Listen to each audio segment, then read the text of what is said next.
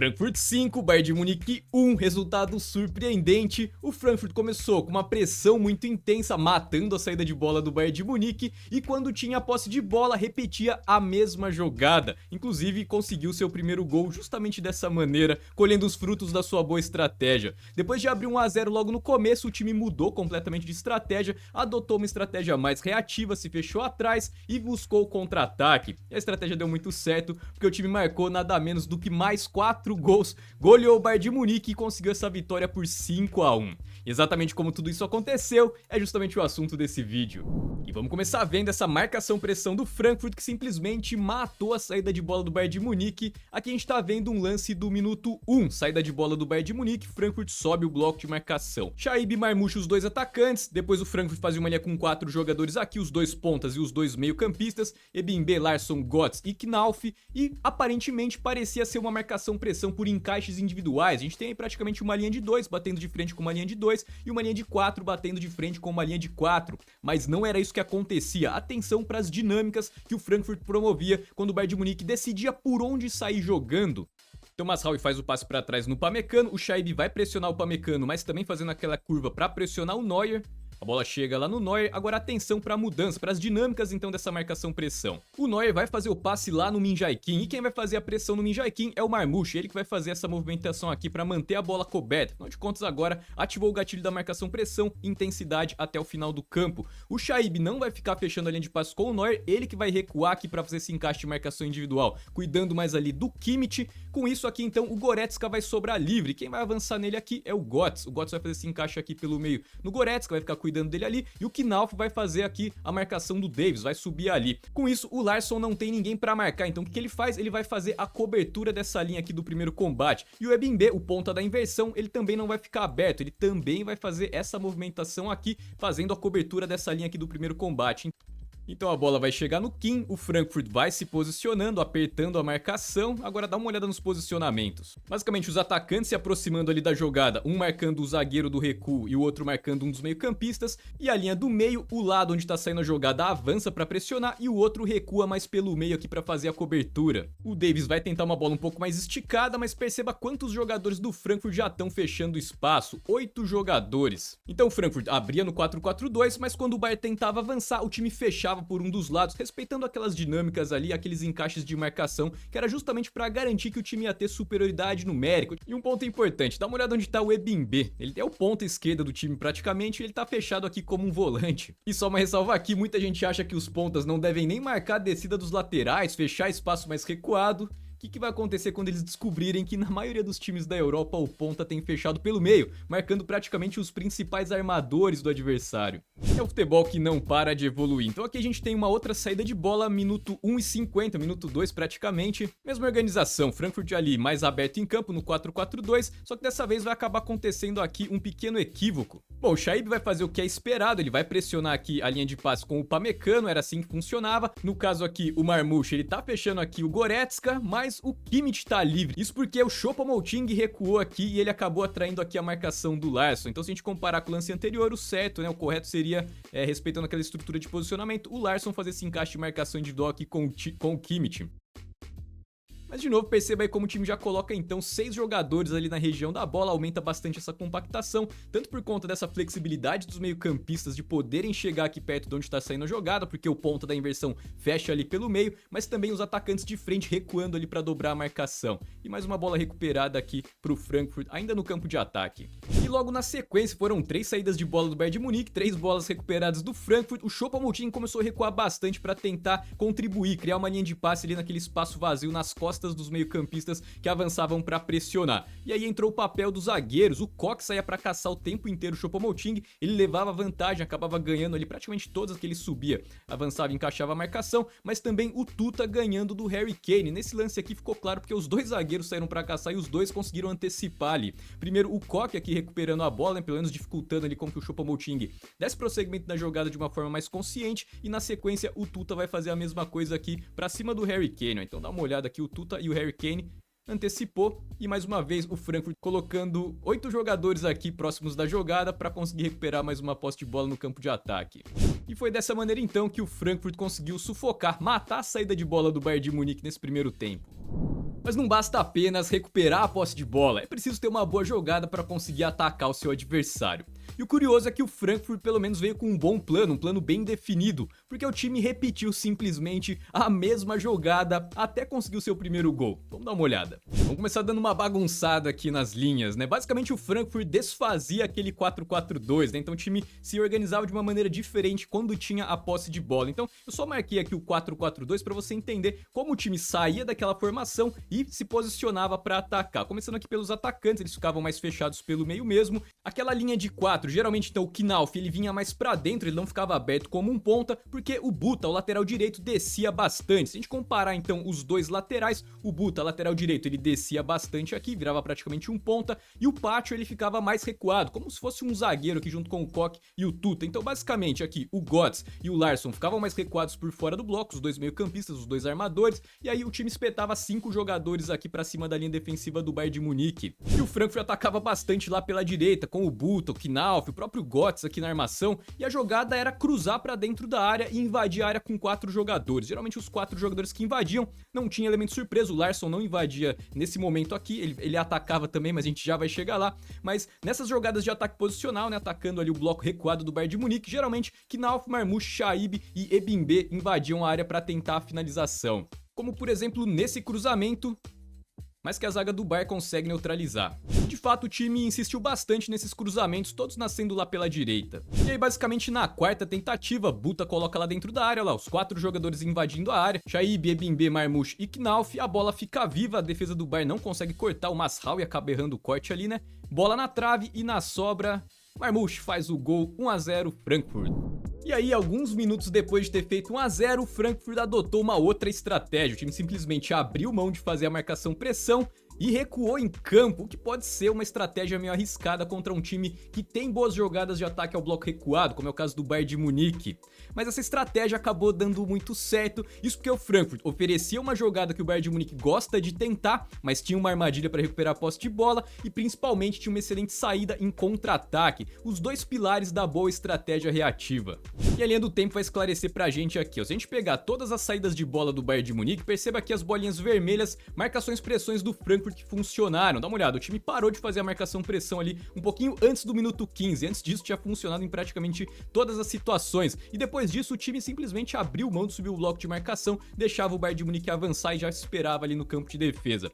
Com isso o Bayern de Munique passou a ter muitas situações de ataque posicional, ataque ao bloco recuado. Dá uma olhada, bastante volume, mas se a gente pegar e olhar aqui essas bolinhas vermelhas, significam as posses de bola do Bayern de Munique, que o time ficou tocando de lado, não encontrou espaço e perdeu a posse de bola, o que acaba alimentando bastante os contra-ataques. Se a gente olhar aqui no totalizador, perceba como a maioria das posses de bola do Bayern de Munique são posses de bola perdida sem tentativa de ataque, nada menos do que 22 vezes.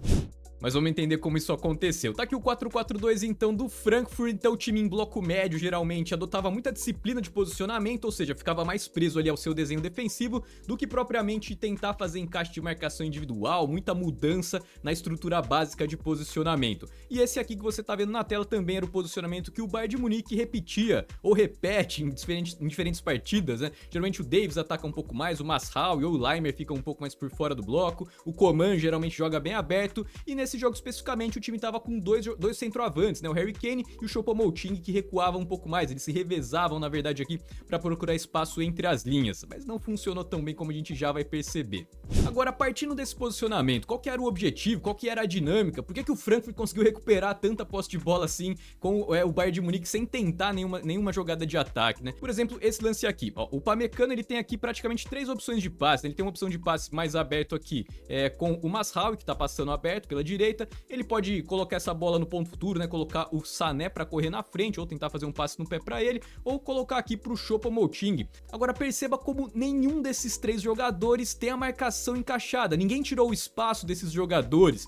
E agora perceba também como os jogadores do Frankfurt estão muito mais de olho aqui, ó, na interceptação. Os 3 jogadores mais próximos da jogada estão mais cuidando das linhas de passe. E foi dessa maneira então que em bloco médio, principalmente, o Frankfurt recuperava a maioria das posses de bola e alimentava o seu contra-ataque. Então perceba que à medida que o Upamecano ameaça fazer o passe, vem a interceptação e o Frankfurt consegue recuperar a posse de bola. E em especial, marcar uma linha de passe específica que sai do pé ali do Upamecano rendeu bons contra-ataques pro Frankfurt. Esse é mais um lance onde o Upamecano vai tentar fazer um passe e o Ebimbe faz a interceptação. Mas essa era a tônica lá do outro lado do campo também, dessa vez é o Mario Götze que faz ali a interceptação. Inclusive, falando do Götze, tem uma coisa bem interessante, porque a gente assusta até de ver ele jogando de volante, né? Como ele vai ser muito mais exigido na marcação, mas pra esse jogo ele não jogou apenas de volante, muitas vezes ele jogou até de zagueiro, muitas vezes ele fechava esse espaço aqui, porque principalmente quando o Goretzka avança aqui pra não sobrecarregar o lateral do lado direito, o Götze recuava aqui como um zagueiro. A gente vai ver outros lances aqui também, que ele compõe praticamente a linha defensiva. Esse 4-4-2 passa a ser o 5-3-2. E muitas vezes ele recuava, que era justamente para liberar os dois zagueiros para ajudarem aqui na compactação perto da origem da jogada. Por isso que o Frankfurt tá aqui com 6 jogadores aqui, congestionando ali a infiltração, que é uma jogada que o Bayern de Munique tenta bastante. E uma outra coisa interessante é que geralmente um dos atacantes acabava ficando um pouco mais à frente. E o objetivo era claro, cuidar dessa linha de passe aqui do recuo para trás para os zagueiros, principalmente ali com o Upamecano. Então o Bayern de Munique encontrava o congestionamento e quando tentava recuar, tomava a interceptação e dá-lhe contra-ataque. Olha lá o Mario Götze, praticamente como um zagueiro direito aqui num 5-3-2, né? Mas era muito flexível. Quando a jogada vinha mais encaixada com a marcação, ele também compunha aqui a linha do meio. Mas aqui eu quero mostrar uma outra coisa também. Geralmente, então, quando o Bayern de Munique passava da intermediária, aí a marcação tentava encaixar um pouco mais. E o ponto principal são os jogadores de frente, ou pelo menos os jogadores à frente da linha da bola, não só os atacantes. Então, quando essa bola avançava, os jogadores sempre recuavam. E não só os meio-campistas, mas também os atacantes. Eles foram responsáveis por roubar muita bola ali pro Frankfurt. Ó, então a bola vai chegar lá no Davies, a marcação vai dobrar, mas perceba o Shaib também, ó, ele não vai ficar ocioso, ele vai triplicar a marcação ali e o Frankfurt recupera mais uma bola. E principalmente nas jogadas de inversão rápida, né, aquelas que colocam o bloco para correr em diagonal para trás, o bloco fica um pouco mais aberto, como você tá vendo aqui nessa imagem, essa dobra de marcação era fundamental, porque principalmente quando você tem pontas invertidos, como é o caso do Bayern de Munique, você tem o Sané, que é canhoto, jogando pela direita, o que ele vai gostar de fazer? Sempre tentar trazer essa bola pra perna boa aqui, passando na frente da linha do meio ali, pra bagunçar a marcação, pra algum atacante ali fazer o facão, ele bate muito bem de fora da área também, e aí mais uma vez é muito importante você ter o quê? Os atacantes fechando esse espaço aqui na frente da linha do meio. Ó, o Sané vai trazer para a perna esquerda, vai tentar arrastar para o meio e o Shaib dobra a marcação ali, mais uma posse de bola perdida. Mas de novo, quem quer a vitória não basta apenas se defender. Mesmo que já tivesse 1 a 0 o jogo, o time se fechou ali atrás, contra o Bayern de Munique, em algum momento você vai sofrer gols, então você não pode abrir mão de ter uma boa jogada de ataque. E o Frankfurt apostou tudo então nos seus contra-ataques. E aqui é interessante a gente entender como esse contra-ataque funcionava, porque na Bundesliga todos os times vão tentar fazer esse contra-ataque contra um time exposto como é o Bayern de Munique, mas a maioria deles não consegue e o Frankfurt conseguiu. E o segredo muitas vezes é você utilizar o pé de pressiona do seu adversário contra ele mesmo. Perdeu a bola, o Bayern de Munique vai tentar fazer o pé de pressione. Geralmente os zagueiros vêm de trás amassando ali e os meio-campistas recuando, que é justamente para dobrar, triplicar a marcação e recuperar a bola o quanto antes. Geralmente é o Upamecano que sai mais nesse primeiro combate e o Min Jae-Kim ele se posiciona para fazer a sobra do Upamecano. Então aquele atacante que ficava mais solto, cuidando daquela linha de passe do recuo, ele voltava aqui recuando e ele trazia com ele o Upamecano. E a segunda coisa era ter algum jogador saindo de trás aqui justamente para atacar esse espaço pelos corredores laterais em um primeiro momento. O atacante recua, alguém saindo de trás, estica a bola no vazio, o Min Jae-Kim aqui fazendo a cobertura. Então como o Bayern de Munique ataca fazendo essa pirâmide, geralmente então os lados do campo aqui acabam ficando mais vulneráveis para conseguir pelo menos avançar em campo. O Bayern de Munique então oferece mais os lados do campo para o seu adversário e tenta proteger ali o coração do campo, o corredor central. Aqui mais uma bola recuperada e mais uma vez que o Frankfurt vai tentar sair pelo corredor lateral. Olha lá, o Marmoush recuando, trazendo com ele o Upamecano, ele prende. O time do Frankfurt vai saindo de trás. Agora perceba o posicionamento do Bayern de Munique, dando espaço aqui pelos corredores laterais. E o Knauf vai sair lá da direita, vai fazer essa movimentação aqui e vai atacar o espaço vazio. Olha lá, vou até acelerar o lance um pouquinho aqui, ó. Ele ganha do Min Jae-Kim, coloca no meio da área, Ebimbe invade. E aos trancos e barrancos ali ele consegue um espaço minúsculo, mas consegue fazer o gol. 2 a 0 Frankfurt nesse momento. Por isso que é importante você ter um bom posicionamento e um bom plano. Os jogadores já sabem o que fazer em cada situação. E aqui vai ser mais uma jogada de contra-ataque pro Frankfurt. Agora, obviamente, atenção pro Larsson, como ele vai ficar de olho na interceptação. Recupera mais uma posse de bola e é justamente ele que já vai acelerar em velocidade. Escapa ali pelo lado do Upamecano. Dribla, bate de canhota e marca o terceiro gol do Frankfurt. E aqui, ó, dá uma olhada no volume de contra-ataques que o Frankfurt teve. Coincide muito aqui com as posses de bola perdida do Bayern de Munique sem ter um ataque posicional, incluindo aqui 3 gols então. Vamos ver esse terceiro gol. Ó, o Upamecano estica demais a bola, Ebimbe recupera dele, o Shaibi já vai acelerar ali no vazio, vai acelerando, vai levantando a cabeça. O Ebimbe invade a área, sai nas costas da defesa e só toca na saída do Neuer. Terceiro gol de contra-ataque, 4-1 Frankfurt nesse momento. E no minuto 60 o Frankfurt ainda achou uma tabela ali, uma infiltração, e o Knauf fez o quinto gol do time. Bom, e como a gente tinha visto aqui em outras análises do canal, as estratégias reativas ultimamente não estavam dando muito certo, os times que recuavam acabavam sendo punidos. Eu quis trazer esse exemplo porque ele é muito interessante, porque mostra do que depende uma boa estratégia reativa. Não basta apenas se fechar lá atrás e ficar esperando uma bola, esperando um contra-ataque. Os pilares da estratégia reativa quais são? São dois, eu falei aqui no meio da análise. Primeiro é você oferecer para o seu adversário uma jogada que você tenha uma armadilha para neutralizar, como foi o caso aqui do Frankfurt.